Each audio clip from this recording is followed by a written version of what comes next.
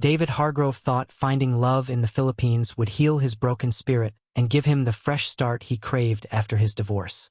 But he had never expected a nightmare like this. Let me take you back to where it all started. David's hands shook as he signed his divorce papers. 53 years old, alone, and suddenly feeling like a stranger in his own life. The Chicago winter pressed against the lawyer's office windows, gray and unforgiving like the last 6 months. "You need a vacation," his friend Tom said over drinks that night. "Somewhere warm, somewhere you can start over." That's when David first opened the dating app. Just curiosity, he told himself. Just to see what was out there. The smiling faces of Filipino women filled his screen. Their messages came quickly, full of hope and interest in a way American women hadn't shown him in years. One profile stopped his scrolling. Maricel Santos, 34, teacher, with a smile that reached her eyes and a profile that mentioned classic books he loved. Unlike the others, she asked questions about his life, his thoughts, his dreams. Their video calls soon became the brightest part of his days. "You understand me in a way no one has before," she told him 3 weeks later. The connection slightly fuzzy, but her smile crystal clear. "Most men only want one thing. But you listen." David felt something inside him stir back to life. Someone wanted him, not his money or status, just him. When Maricel mentioned her vacation days were coming up, the words tumbled out before he could stop them. "What if I came to visit you?" The way her face lit up confirmed everything he needed to know. 6 weeks later, David stepped off the plane in Manila. The heat hit him first thick, wet air that made his clothes stick to his skin within minutes.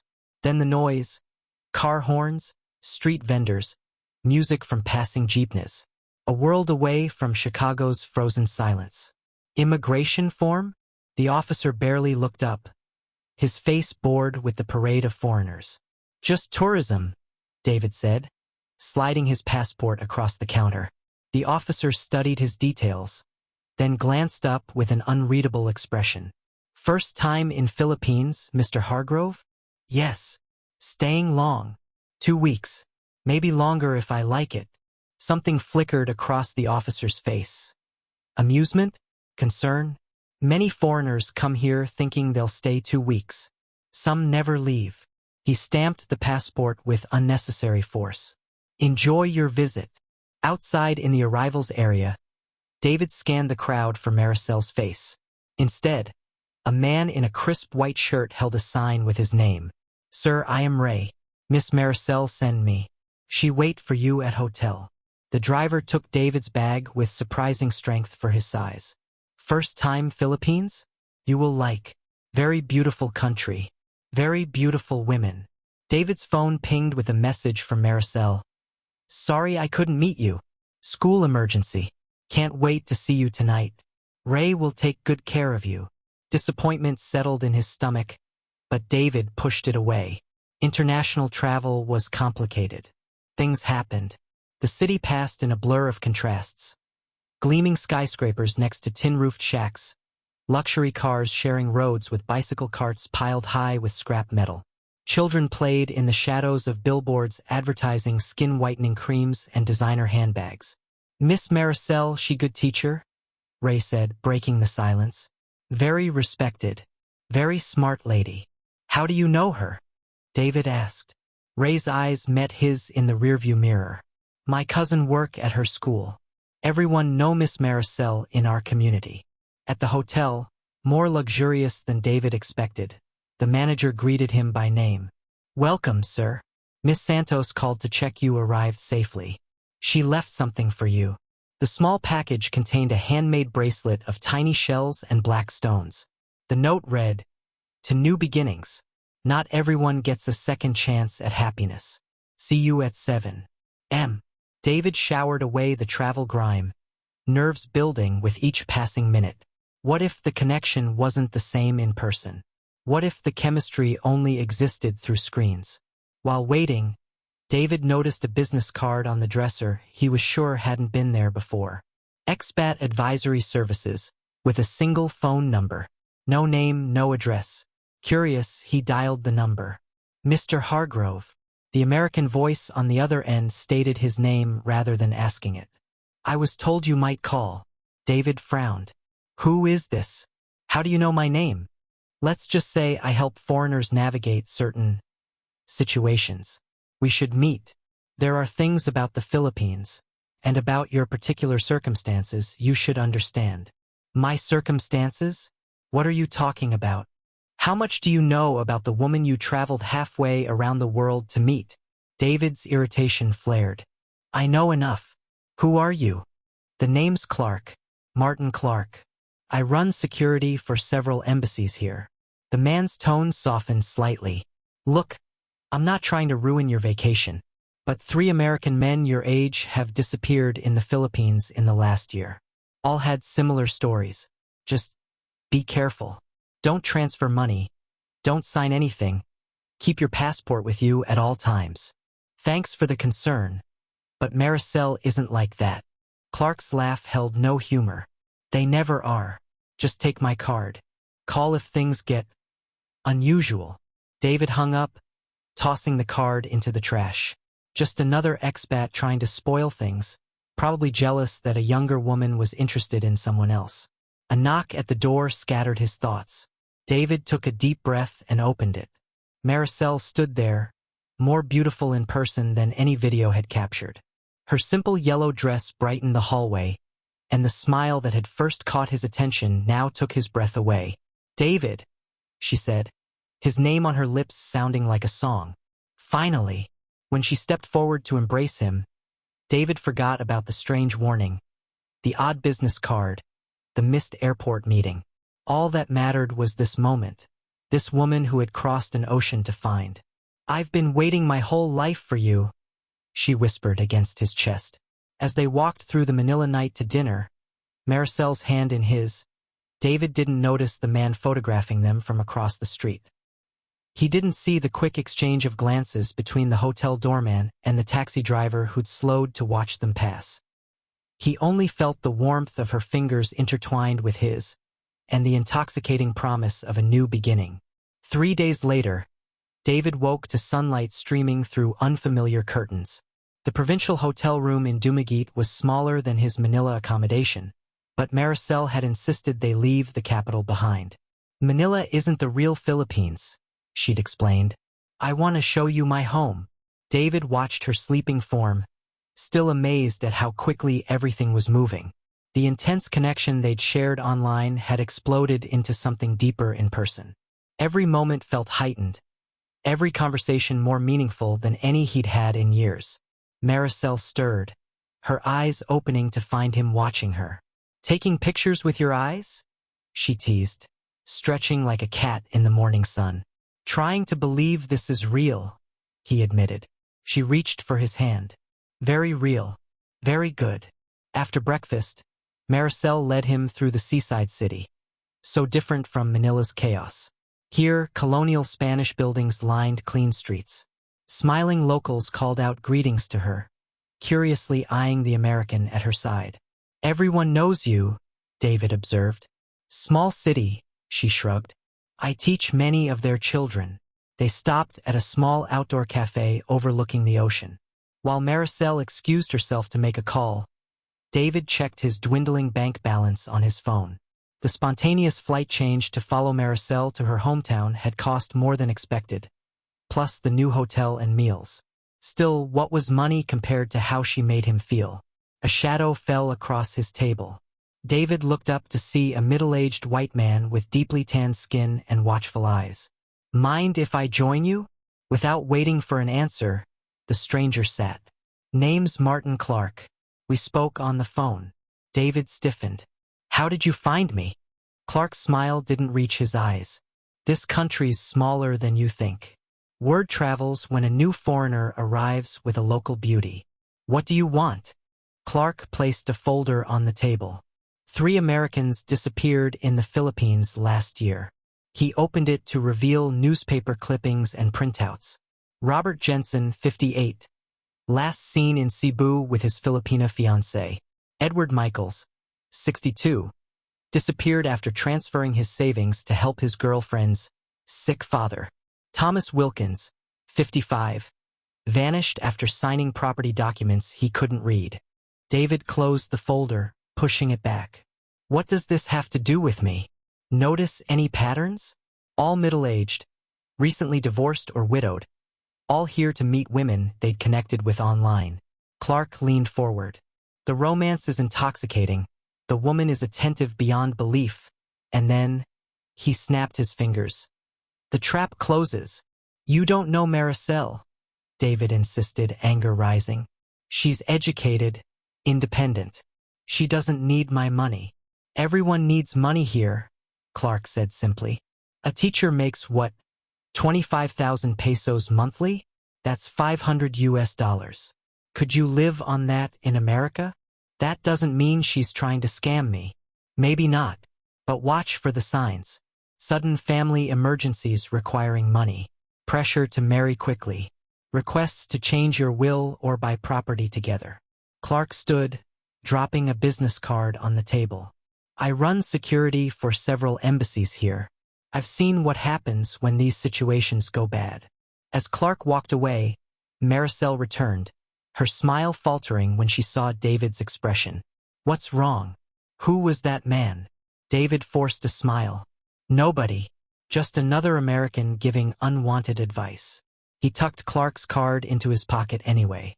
That afternoon, Maricel took him to meet her family.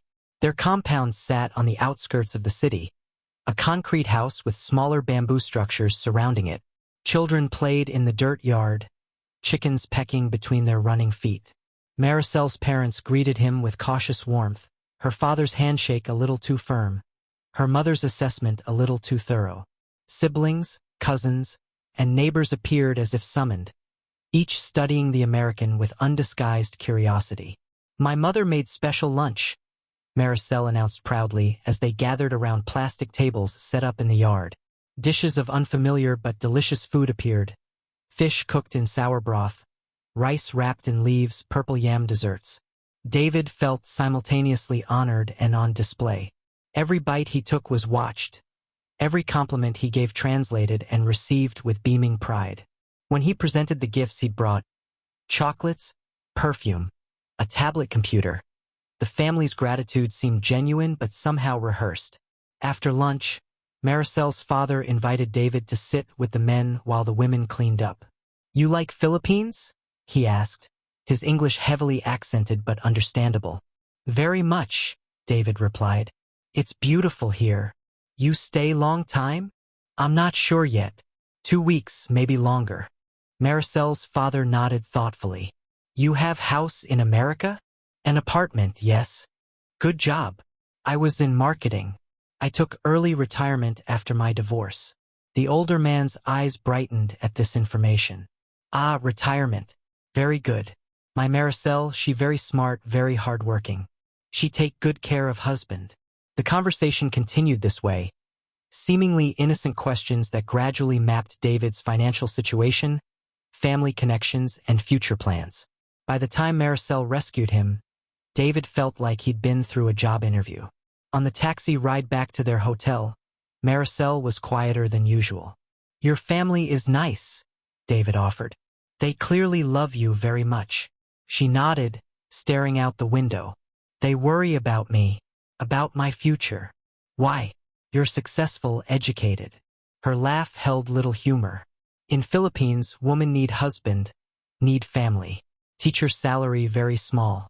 Cannot buy house, cannot help parents when they old. She turned to him, her expression suddenly vulnerable. They like you very much. David felt a weight in those words, expectation, hope, perhaps pressure. That night, as they watched the sunset from their hotel balcony, Maricel rested her head on his shoulder. David, can I ask something? Of course. If we stay together, would you want to live here or take me to America? The question hung between them, heavier than it should have been after just days together. Clark's warnings echoed in David's mind, but Maricel's eyes held something that seemed genuine, fear, hope, uncertainty. I don't know, he answered honestly. Isn't it too soon to think about that? Her smile dimmed slightly. Yes, of course. Just dreaming. She kissed his cheek. Come, let's get dinner. As they walked through the darkening streets, David noticed a man across the road, the same one he'd glimpsed several times since arriving in Dumaguete. When he pointed him out, Maricel glanced over, something flashing across her face before she laughed it off. Probably just tourist, she said, tugging him forward. Or maybe jealous of handsome American with beautiful girl. David allowed himself to be pulled along, pushing down the tiny seed of doubt taking root. After all, wasn't this exactly what he'd come to the Philippines to find? A woman who saw him, valued him, wanted him? Later that night, waking to use the bathroom, David heard Maricel's whispered voice from the balcony. She was speaking rapid Cebuano into her phone, her tone urgent. When she noticed him, she quickly ended the call. Who was that? He asked. Just my sister, Maricel replied, slipping back into bed. Family problem. Nothing important. As David drifted back to sleep, Maricel's arm draped possessively across his chest. He couldn't shake the feeling that something important had just happened. Something he didn't fully understand. David woke up with a strange feeling in his gut. 2 months had passed since he first arrived in the Philippines, and his life had changed completely. His suitcase, once tucked neatly under the bed in his hotel, now sat forgotten in the corner of the rented villa he shared with Maricel. But she wasn't the only one living there anymore. Good morning, honey, Maricel sang as she brought him coffee. Behind her, her teenage sister Leah sat at the kitchen table, texting rapidly on a new phone David had bought her last week. In the living room, cousin Ella wiped down surfaces that already looked clean. When did our home get so full? David asked, trying to keep his voice light. Maricel kissed his cheek. Family is everything here, remember? Leah needs to be near her new school, and Ella is such a help with cooking and cleaning. David nodded, but something felt off. He opened his banking app while Maricel showered. The numbers made his stomach drop. His savings account had shrunk by nearly half in just 8 weeks. Each withdrawal had a story attached. Her father's hospital bills for a heart condition that somehow never required actual visits. Her brother's motorcycle crash that left no visible injuries. Roof repairs after a storm that none of the neighbors seemed affected by. The doorbell rang. Another cousin stood at the door holding papers. Wedding permit papers, the man explained with a smile that didn't reach his eyes. Needs signature today. I'll look these over first, David said, taking the documents.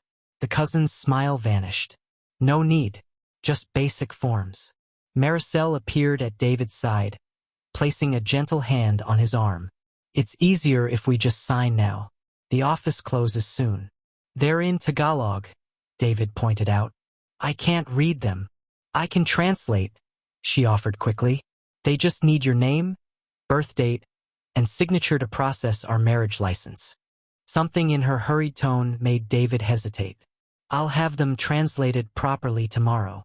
That night, Maricel's phone rang 3 times. Each call, she stepped outside to answer. Each conversation seemed intense, her voice rising and falling as she spoke rapidly in Cebuano. When she returned, her smile seemed forced. Everything okay? David asked. Just wedding stress, she replied, not meeting his eyes. The next morning brought another emergency. Maricel's uncle needed surgery for kidney stones. The cost, 200,000 pesos, about $4,000. I wouldn't ask if it wasn't life or death, Maricel said, tears streaming down her face. He's like a second father to me. David transferred the money, watching his account balance shrink further. That afternoon, he walked alone to the local cafe, needing space to think. The American expat he'd met last week, Thomas, sat reading a newspaper. You look troubled, Thomas said, gesturing to the empty chair across from him. Something about the man's straightforward manner made David open up. He described the constant financial emergencies, the growing household, the wedding papers he couldn't read. Thomas set down his coffee cup. Let me guess. You met online. Virvin romance. Now you're engaged, living together, and your money is flowing in one direction out. David felt defensive but nodded. You're being farmed, my friend. Farmed. It's what locals call it, foreigner farming. Find a lonely Western man, make him feel special, then slowly drain him dry. Thomas leaned forward. How much have you spent so far? David calculated quickly. About $30,000. Thomas whistled. That's just the beginning. Once you're married, they'll go after everything, your house back home, retirement accounts, insurance policies.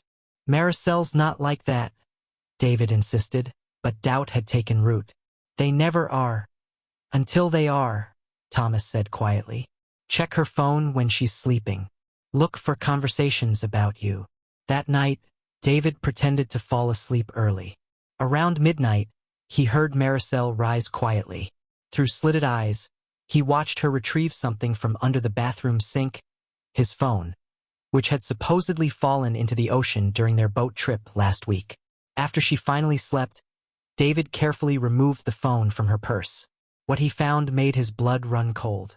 Text messages in Cebuano and English revealed conversations with someone she called boss about timelines, property transfers, and keeping the American happy until papers were signed. There were photos of his passport, driver's license, and credit cards that he'd never taken. In one message, she wrote, "He's getting suspicious about the money. Should we speed things up?" The reply chilled him. No, don't rush. These Americans always think with their hearts. Keep him happy. Once married, everything becomes easier. David stared at Maricel's sleeping form, this woman who had made him feel alive again, wanted again. Had it all been an act? The tender moments, the passionate nights, the tearful gratitude, all calculated steps in a larger plan? He replaced the phone exactly as he found it, then lay awake until dawn, feeling the walls of the beautiful villa closing in around him. Paradise had become a prison, and he had walked in willingly, handing over the key himself. David's hands shook as he dialed Thomas's number from a convenience store phone. He couldn't risk using his own cell, not after what he'd discovered last night. "I need help," he whispered into the receiver, glancing nervously over his shoulder. "You were right about everything." Thomas's voice was calm. "Where are you now?" "Buying cigarettes. I don't even smoke. Just needed an excuse to get out." "Listen carefully. Those wedding papers you mentioned, they weren't for a marriage license. They were likely property transfers, power of attorney forms, or loan applications." David felt sick. "What do I do?" "Get to Cebu City. I have contacts there, people who help men in your situation. But you need to leave without tipping her off. Getting away wouldn't be easy." David had noticed how Maricel always seemed to know where he was. Her cousins drove him everywhere. His passport was safely stored in a place she never specified. His credit cards were nearly maxed out, and his savings dangerously low. Back at the villa, David forced himself to act normal. When Maricel suggested they visit her parents that weekend, he countered with another idea. "Let's go to Bohol instead," he suggested, referring to a nearby island known for its beaches. "A pre-wedding getaway. Just the two of us." Maricel's eyes lit up, whether from genuine excitement or satisfaction that he was still playing along. David couldn't tell anymore. "I'll book it tonight," he promised. After dinner, with Maricel watching over his shoulder, David reserved a romantic package at an expensive resort. What she didn't see was the one-way ticket to Cebu City he purchased separately using his emergency credit card. The morning of their supposed departure, David locked himself in the bathroom, making retching sounds. "David," Maricel called through the door. "Are you okay?" He opened the door, looking pale and weak, or not entirely an act given his stress levels. "Food poisoning," he groaned. "Must have been the street food yesterday." Maricel frowned. "We should cancel the trip." No. David said too quickly, then softened his tone. "You go ahead to the ferry terminal. Get our tickets. I'll join you once this passes." She hesitated, suspicion flashing across her face. "I'll have Ella stay with you." "That's silly. It's just an upset stomach. You need to secure our seats before they sell out." He forced a smile. "I promise I'll be there in an hour or two." David could see her weighing her options. If she insisted on staying, she'd reveal her true purpose. Finally, she nodded. "I'll wait at the terminal. Don't be too long." She kissed his forehead, her touch sending a chill down his spine. The moment her motorcycle disappeared, David grabbed his pre-packed emergency bag, a passport, which he'd found hidden in her underwear drawer, remaining cash, and important documents. He slipped out the back door and hurried down side streets, avoiding main roads where her cousins might spot him. At the airport, David paid cash for his ticket, constantly looking over his shoulder. His phone buzzed with messages from Maricel. "Where are you? The boat leaves in 30 minutes. David, answer me. Is this how you treat someone who loves you?" The final message made his blood freeze. "You won't get far. My cousin works at immigration." David looked around frantically, spotting two uniformed men talking into radios near the security checkpoint. Were they looking for him? He couldn't risk finding out. An elderly Filipino couple stood in line ahead of him, arguing gently about their luggage. "Excuse me," David said, desperation making his voice crack. "I need your help. There are people after me. It's not safe." The woman stared at him suspiciously, but her husband studied David's face. "What kind of trouble?" the man asked quietly. "I'm being scammed. They've taken almost everything.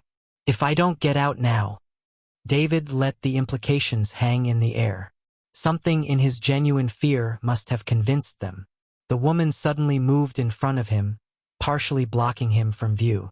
Her husband accidentally dropped his carry-on, creating a distraction that allowed David to slip through security with minimal attention. On the plane, David couldn't relax until they were airborne. Looking down at the island that had promised paradise but delivered a prison, he felt a mix of emotions: relief at his escape, shame at his gullibility, and grief for the relationship he'd thought was real. His phone continued buzzing until he finally turned it off. "We know you're at the airport. This is a big mistake. We have your information. All of it. You'll regret this." The threats confirmed he'd made the right choice, but offered little comfort. Maricel had taken nearly everything: his savings, his self-confidence, his ability to trust. All he had left was his freedom, and he'd nearly lost that too. As the plane banked toward Cebu City, David wondered if he'd ever recover from this, not just financially, but emotionally. He'd come to the Philippines seeking love but found himself caught in a web of deception so intricate he almost couldn't see it, even as it tightened around him. "You're one of the lucky ones," the elderly man said, now seated across the aisle. "Many foreigners never escape." David nodded, unsure if lucky was the right word for someone who had lost nearly everything. But as the distance between him and Maricel grew, he felt something unexpected beneath his fear and regret, the first fragile stirrings of hope. ## Act V. The Reckoning. Cebu City stretched before David like a maze of concrete and chaos, so different from the quiet beaches of Dumaguete where his nightmare began. Thomas's friend Neil, a burly Australian with a permanent sunburn and watchful eyes, met him at the airport. "Don't look back," Neil instructed, hustling David into a waiting car with tinted windows. "We need to get you somewhere safe first." That somewhere turned out to be a walled apartment complex on the outskirts of the city, where a small community of foreign men lived under unofficial protection. The security guard nodded at Neil with knowing familiarity as they drove through the gate. "Welcome to what we call Recovery Row," Neil said without humor.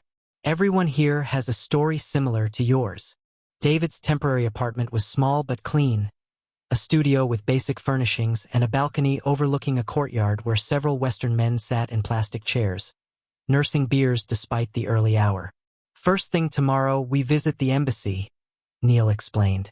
"Then file police reports, not that they'll do much, but we need a paper trail.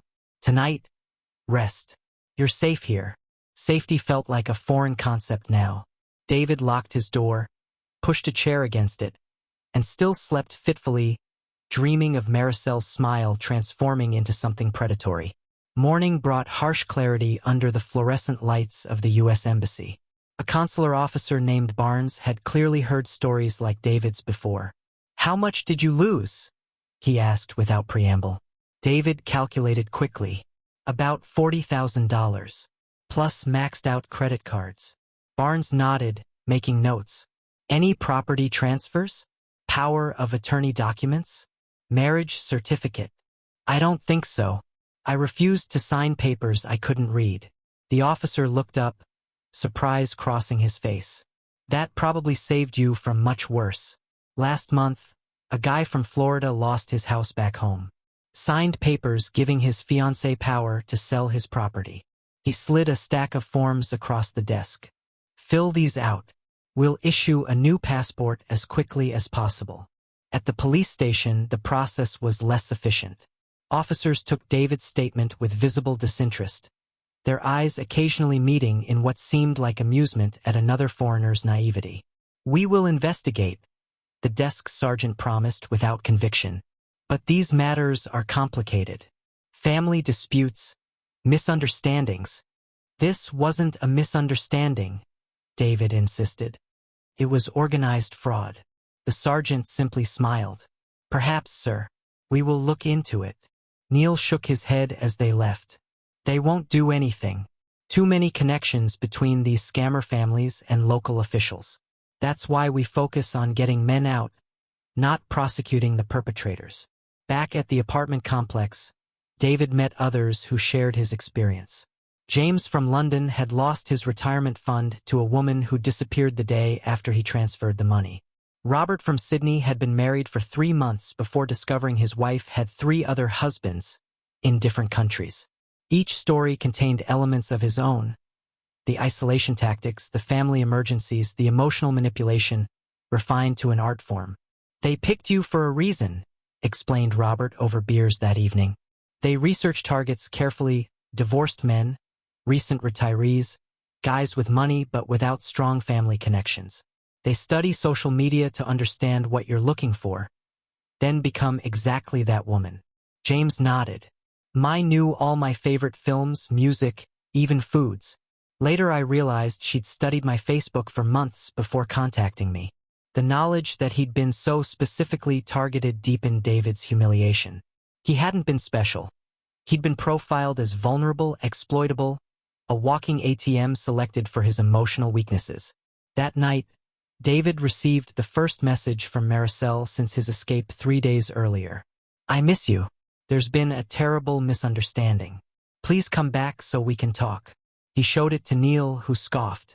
Phase 1 of recovery operations. When the target escapes, first try honey. When that fails, the next day proved Neil right.